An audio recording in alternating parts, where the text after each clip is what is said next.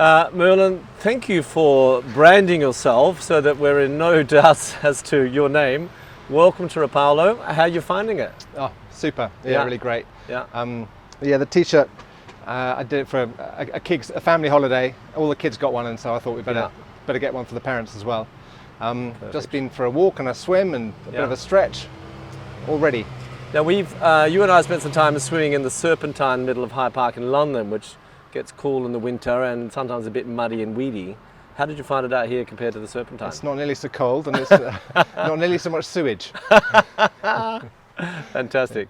So I'm Simon Catt from Arlington. You're obviously Merlin, Fitzroy Minerals.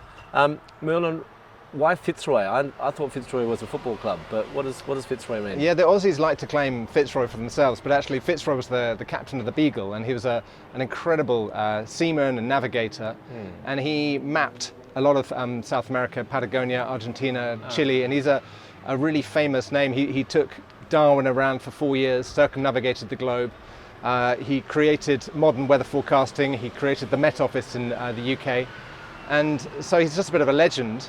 And he actually visited the mines of Petorca, or Darwin did, on the trip on the second trip of the Beagle when Darwin was there, and that's where we've got one of our projects. And just there were so many links with Chile and kind of the UK. It just seemed appropriate to name it after Fitzroy, a bit of a hero.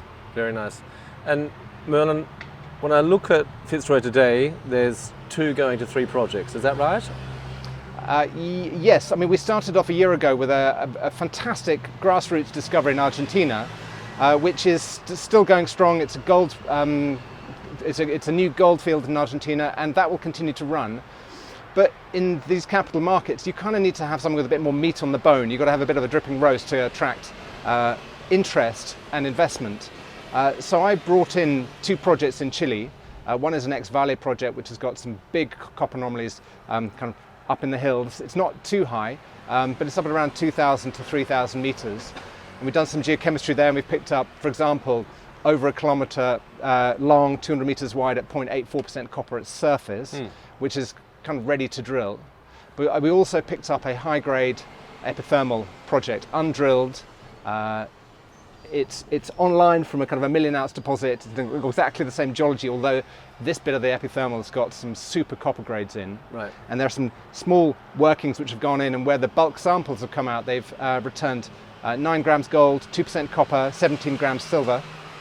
So we know that it's a high-grade system. We've done the geochemistry over the top. It's 7 k's long of the kind of the strike that we've got. The copper is lighting up in the soil geochemistry.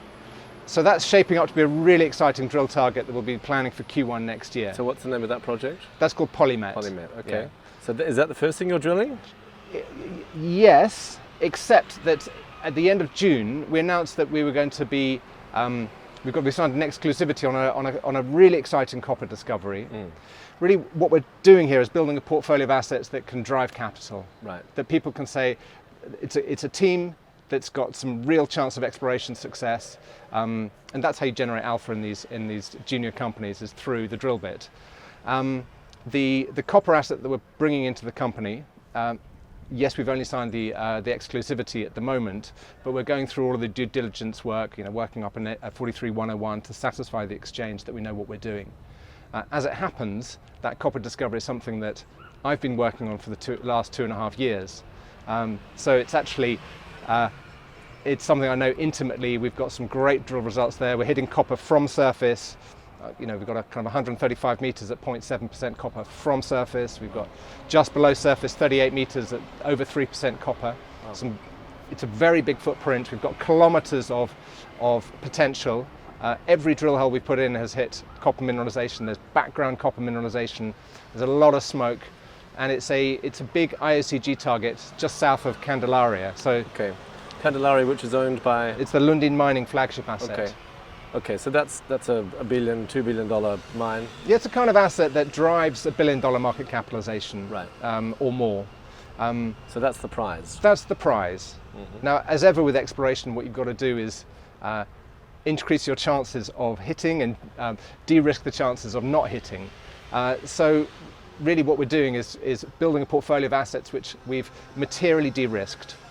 And the polymet, the epithermal, is de-risked by it being on strike from 1 million ounces, from having adits where we can get in and we can see super high grade material, and from having the geochemistry over the top and seeing the entire epithermal system. You know, it's a very low risk exploration target with high reward. Gotcha. And on the copper asset that we're working to bring in, there was a high grade copper mine there. There's an open pit which was running 2% copper. And in the private company, we've drilled 4,000 meters over 15 holes and got lots of copper hits. So it's materially de-risked, particularly because a lot of it's in the oxide. So we've got kilometers of strike of oxide, good grade material, kind of 0.3, 0.4, 0.5, 0.6, 0.7 and upwards. The median grade that we're hitting in the oxide is 0.55. Right. Which is a super result in the oxide. That's higher grade than most of the world's copper mines. And then we've got these kind of drill me screaming geophysical targets underneath. We've got a IP anomaly which is 3 kilometers long, 2 kilometers wide, right underneath the guts of the system. And when will you be drilling that? Well, one of the conditions of bringing it in is to raise enough capital to meet the kind of the work commitments on that project. Right. And if we raise a few $1 million to do that, we've just actually closed a placement of $1.7 million Canadian, which covers the work commitment for the existing portfolio. Right. But if we bring the other assets in, we'll have to do a top-up raise. Right. And the plan will be to kind of work on the oxides. We've got lots of infill and step out and down dip drilling we can do, but also think very carefully about how we get the zingers, you know, the deep, big, mineralized intercepts. We've got less data on the deeper material, so it's a slightly higher risk prospect, but it's the reward. You know, that's the prize. That's what you're going for. Right. So we'd probably get to drill that.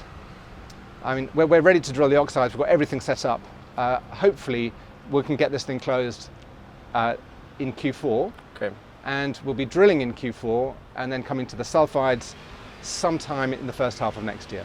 Okay. Okay, so drilling, so that's drilling on big copper targets, Candelaria lookalikes in Chile before the end of the year, assuming that you get funding and you close that acquisition. And then the high-grade potential 1 million ounces of gold, you said that's Q1 next year. Yeah. Okay. So, and then you mentioned Argentina. Is that drilling sometime soon? Argentina, as I said, is early stage. Right.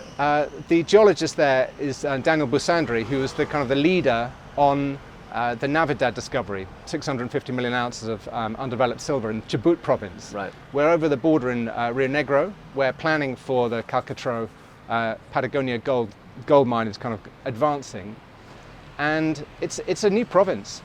So it's very early stage. We're doing photogrammetry, air work to pick up the veins.